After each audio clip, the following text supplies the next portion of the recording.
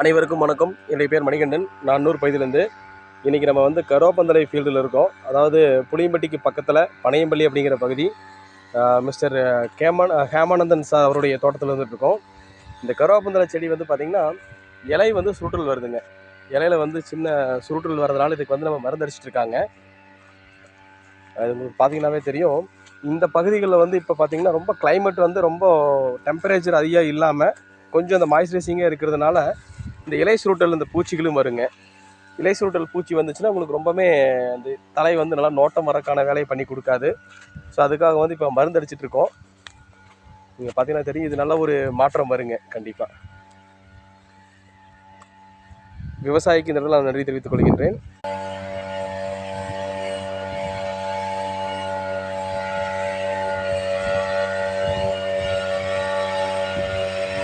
மேலும் இது போல தகவலை தெரிந்து கொள்ள